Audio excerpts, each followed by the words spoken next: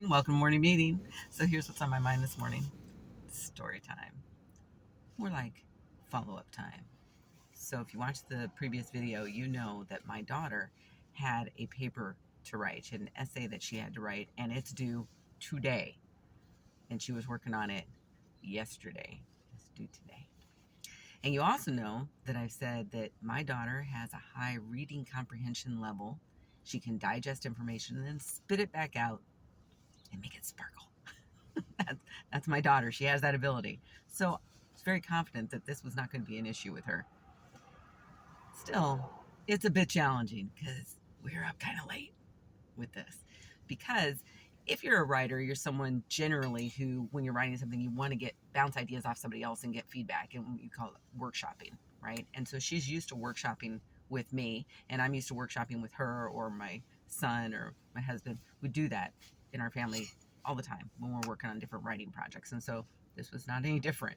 So last night she had already been working on it through the day, and I'd seen bits and pieces of it and gave her some comments and stuff like that. And then last night read through it again and then gave her comments, and she's going back and she's tweaking things, massaging things. And then it came down to that moment of, okay, we need to go over this paragraph by paragraph. And I'm thinking, oh Lord, God help me. Do I really have to go paragraph by paragraph? It's getting kind of late. I want to go to bed. So we start to do that. And to be honest with you, we were up a little late, but we weren't up that late. And I tend to go to bed kind of early. So when I'm saying it's late, it's not that horrible. But anyway, reading through it, going back and forth and reminding her to cite all of her sources. And she knows this, but I'm just like, well, this section here, it sounds like that came from some other stuff you read. Make sure you cite that. So we go through all that. I'm very strict about the whole cite your sources thing. Irritates me when people don't do that. At any rate, she knows that, and so she's doing all that. Well, we're at a point where we're stopping because it is late. We want to go to bed. Got to get up. She's got school in the morning, right? I just dropped her off. You can see I'm in my car, and she says to me, "What do you think? Do you think it's good?" I know my kid really well, and I know that she realizes that there's something not quite right.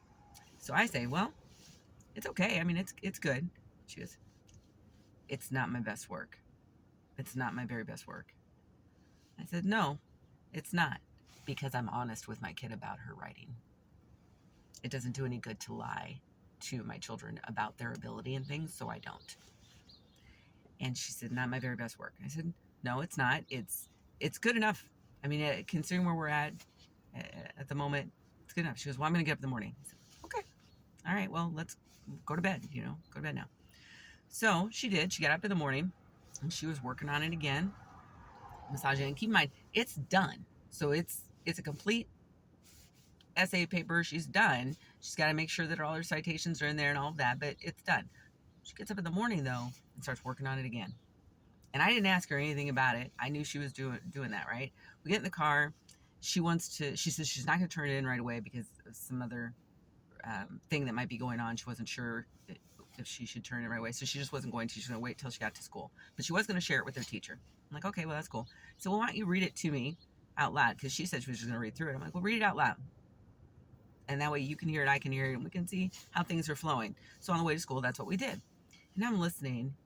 And when I tell you that my daughter has mad writing skills, that is no exaggeration. Not at all.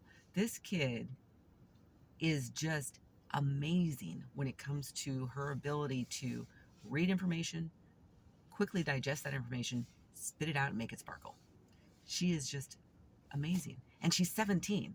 I mean, I can't wait to see what this kid is doing later with her writing when she's in her 20s and 30s and 40s and she's writing. I'm so looking forward to it. Anyway, so she's reading this to me, and it's flowing really well. And all she did was make like little tweaks here and there, add a sentence or two here and there to make it all just gel.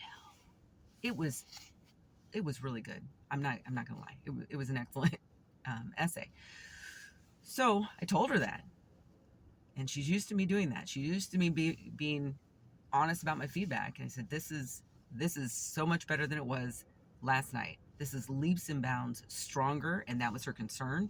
Stronger, than it was before. Your opening is strong. I like the quotes that you used it at the beginning and at the end.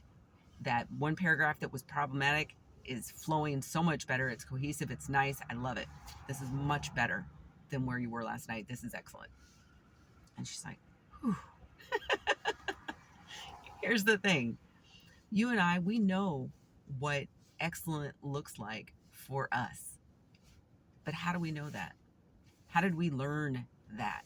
Because you're not born knowing what excellent looks like for you. You're taught that.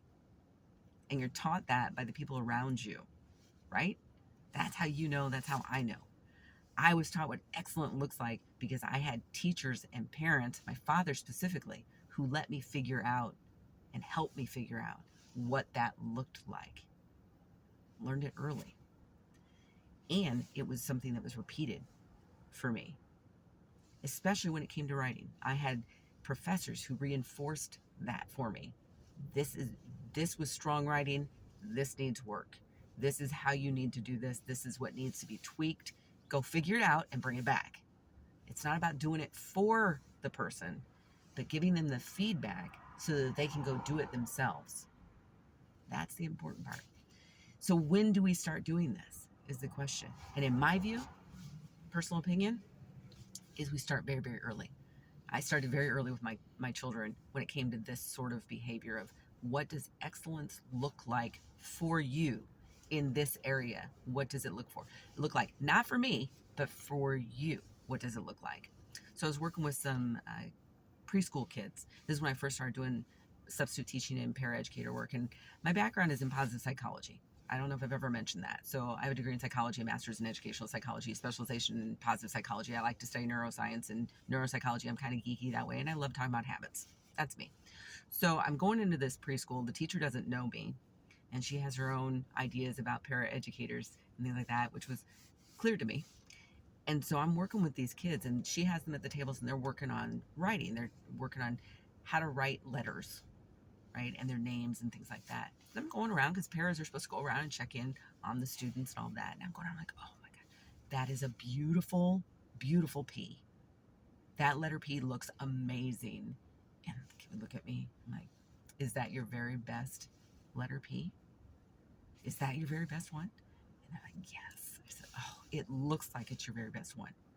So I say this to one kid, and then I'm looking at other kids, and they're paying attention, and I'm going around and I'm identifying for them, what was your very best letter in here? Is that your very best one? Is that your very best one? Wow, I can see why that's your very best one. This sort of thing has to happen, in my view, early, and it has to happen often so that students start to recognize for themselves what excellence looks like for them. Where do they need to massage and work on things? Where they don't need to spend their effort because it's already excellent, right? Anyway, that's what's on my mind as I head off today to go back to that very same school and work with some fourth graders. We'll see how that goes. Should be interesting and a bit entertaining. See you later.